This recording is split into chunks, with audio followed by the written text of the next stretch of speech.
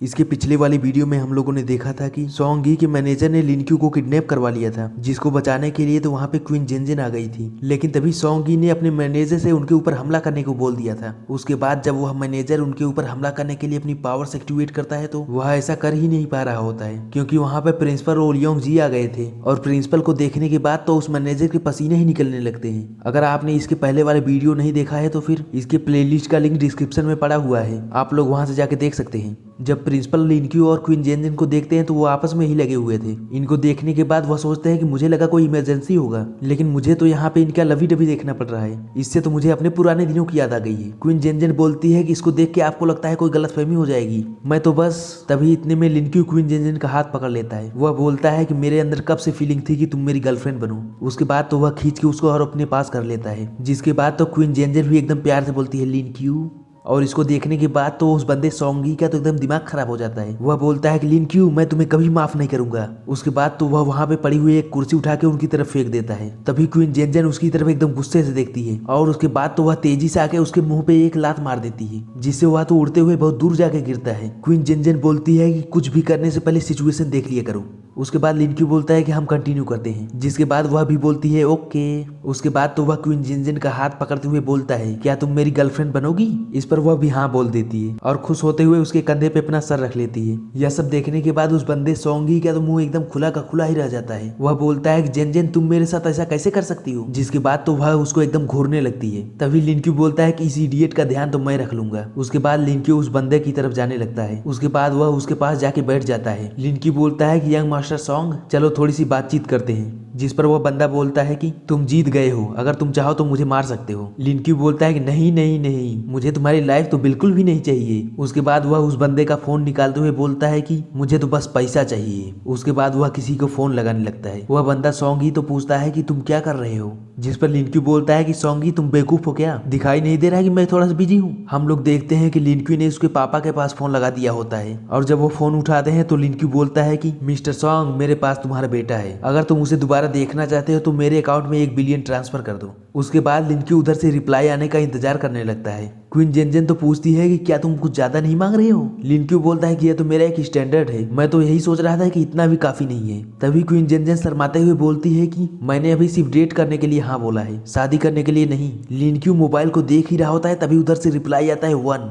उधर फोन पे उसके पापा बोल रहे होते हैं कि इस बेवकूफ की कीमत सिर्फ 1 मिलियन है, अगर इतना तुम्हारे लिए काफी नहीं है तो इसे मार दो, मैं दूसरा बेटा कर लूंगा। लिनक्यू बोलता है कि रुको रुको, मैं तुमको थोड़ा सा डिस्काउंट दे रहा हूँ। लिनक्यू बोलता है कि यह तुम्हारे बेटे की जान की बात है और 900 मिलियन तो बेस्ट प्राइस रहेगा, जिस पर उधर उसके पापा बोलते हैं कि मैं सिर्फ 2 मिलियन दे सकता हूँ, उससे तो 1 पैसा भी ज्यादा नहीं दूंगा। तभी लिनक्यू के हाथ से कोई फोन ले लेता है। यह प्रिंसिपल थे जो बोलते हैं कि सोंग जियान मैं ओलियोंग जी बोल रहा हूँ, जिस पर उसके पापा तो एकदम शौक होते हुए बोलते हैं कि मिस्टर ओलियोंग। प्रिंसिपल बोलते हैं कि तुम्हारे बेटे ने मेरे एक स्टूडेंट को किडनैप किया था, हालांकि उसे कोई नुकसान तो नहीं हुआ है, लेकिन यह मेरे मुंह पे एक डायरेक्ट थप्पड़ मारने के जैसा है। जिस पर उसके पापा बोलते हैं कि उसकी गलतियों के लिए मुझे माफ कर दीजिएगा, मैं तो उसे आने पे उसके पैर ही तोड़ दूंगा। कैसा रहेगा कि मैं कंपनसेशन के रूप में आपको 20 बिलियन दे दूं।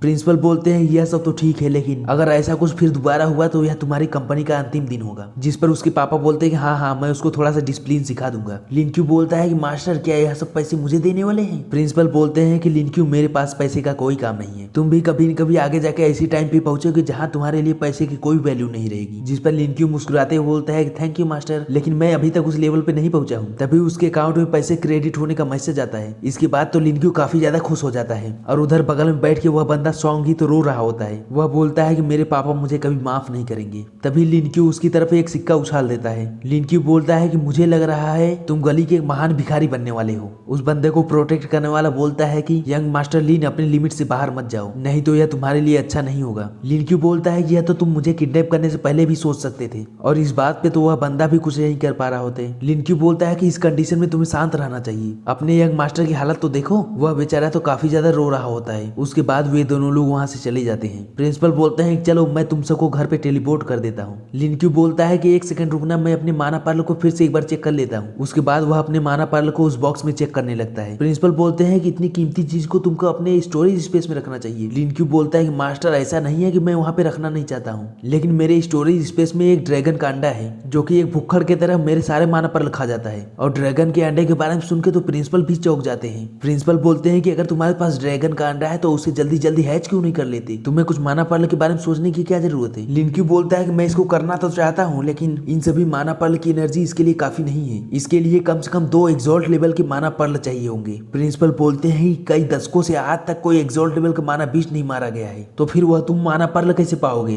क्या कोई और तरीका नहीं है? लिनक्यू बोलता है कि मैं खुद से इसके अंदर माना ट्रांसफर करता हूँ, लेकिन इसमें बहुत ज्यादा समय लगने वाला है। प्रिंसिपल बोलते हैं कि क्या तुमने इसके लिए कोई दूसरा एनर्जी सोर्स ट्राई किया है? लिनक्यू सोचता है कि मैंने तो इसके बारे में बिल्कुल सोचा ही नहीं था कभी। किसी अंडे को हैच करने के लिए तो उसको सिर्फ एनर्जी चाहिए होगी। इसके लिए यह जरूरी नहीं है कि सिर्फ माना ही हो, विंड एनर्जी, इलेक्ट्रिकल एनर्जी और न्यूक्लियर एनर्जी भी है। चलो ट्राई करते हैं। प्रिंसिपल बोलते हैं कि क्या तुम अभी ट्राई करना चाहते हो? लिनक्यू बोलता है हाँ, लेकिन कैसे? प्रिंसिपल बोलते हैं कि तुम्हारे पास लाइटनिंग स्किल है, तो इसे अभी अंडे पे ट्राई करो। उसके बाद लिनक्यू अपने पावर्स को एक्टिवेट करते हुए उस अंडे के ऊपर लाइटनिंग स्ट्राइक करता है। लिनक्यू देखता है कि वह अंडा इस लाइटनिंग को एब्जॉर्ब कर रहा होता है। उसके बाद तो प्रिंसिपल और लिनक्यू दोनों ही बहुत ज्यादा खुश हो जाते हैं। वह लोग बोलते हैं कि यह तो काम कर रहा है। लिनक्यू बोलता है कि मास्टर, मैं इस पे कुछ और ट्राई करना चाहता हूँ। मैं देखना चाहता हूँ कि क्या यह अंडा उसको भी एब्जॉर्ब कर लेगा या नहीं। आप चारों तरफ एक स्पेटियल बैरियर बना लीजिए। अगर यह फेल होता है तो हमारे लिए सेफ रहेगा। प्रिंसिपल बोलते हैं कि इसकी चिंता तुम मत करो। उसके बाद लिनक्यू अपने डायमेंशन पॉकेट्स में से वही बॉम्ब निकालता है जो कि उन मैसेनरी ग्रुप को पकड़ने के टाइम पे इनको मिला हुआ था। उसके बाद लिनक्यू उस बॉम्ब का टाइमर चालू कर देता है। वह बोलता है कि मैं एकदम से रेडी हूँ। उसके बाद वह अपना एक हाथ ऊपर की तरफ उठाता है और फिर वह एक चुटकी बजाता है। प्रिंसिपल ने उस अंडे के चारों तरफ 3 लेयर वाला स्पेटियल बैरियर बना दिया था। उसके बाद तो वह बॉम्ब उस बैरियर के अंदर ही ब्लास्ट हो जाता है, जिससे काफी खतरनाक एनर्जी निकल रही होती है, लेकिन वह अंडा इन सभी एनर्जी को भी एब्जॉर्ब कर रहा होता है। उसके बाद तो देखते ही देखते वह अंडा वहाँ की सारी एनर्जी को एब्जॉर्ब कर लेता है। लिनक्यू बोलता है कि शायद न्यूक्लियर बॉम्ब से यह जल्दी हैच हो जाए। उसके बाद तो वह उस अंडे को देखते हुए बहुत ही ज्यादा खुश होने लगता है। प्रिंसिपल बोलते हैं कि हमें नहीं पता है कि यह न्यूक्लियर एनर्जी को एब्जॉर्ब कर लेगा या नहीं। अगर यह फेल हुआ तो सबके लिए बहुत बुरा होगा। इसे अभी के लिए वापस रख लो।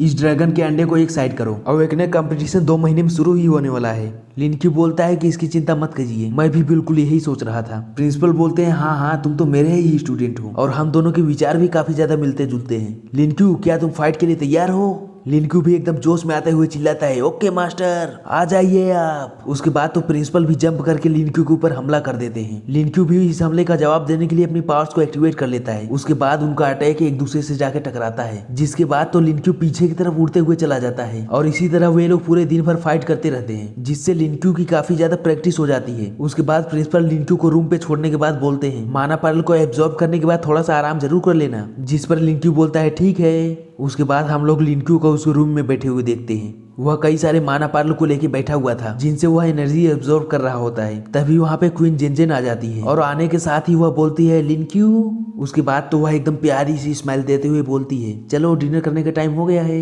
लिनक्यू बोलता है, जेनजेन तुम यहाँ पे क्या कर रही हो? जब कभी चलना हो तो अगली बार से मुझे फोन कर देना, मैं तुमको लेने आ जाऊंगा। उसके बाद तो वह बहुत ही तेजी के साथ उसकी तरफ दौड़ते हुए आता है। वह तो बहुत ही तेजी से दौड़ते हुए आ रहा था, जिससे बहुत तेजी से हवा चलने लगती है और इस हवा की वजह से जेनजेन का तो स्कर्ट भी थोड़ा सा ऊपर की तरफ हो जाता है। लिनक्यू बोलता है, नहीं नहीं, मैंने कुछ भी नहीं देखा है। लेकिन क्वीन जेनजेन इस बात से लिनक्यू से बहुत ज्यादा नाराज हो जाती है। उसके बाद लिनक्यू तो उसके पास जाते हुए बोलता है कि स्वीट जेनजेन, चलो चल के कुछ खाते हैं। उसके बाद वह कैसे न कैसे करके उसको मना ही लेता है। उसके बाद तो लिनक्यू क्वीन जेनजेन का हाथ पकड़ लेता है। वह बोलता है कि चलो चलते हैं। उसके बाद ये दोनों लोग बाहर घूमने के लिए आए होते हैं। मार्केट में लिनक्यू और क्वीन जेनजेन को एक साथ में देख के सभी लोग बोल रहे होते हैं कि इसका यह बॉयफ्रेंड कब से बन गया। क्वीन जेनजेन बोलते हैं कि लिनक्यू हाथ छोड़ दो, सभी लोग हमें ही देख रहे हैं। तभी लिनक्यू बोलता है कि उन सबको तुम इग्नोर करो।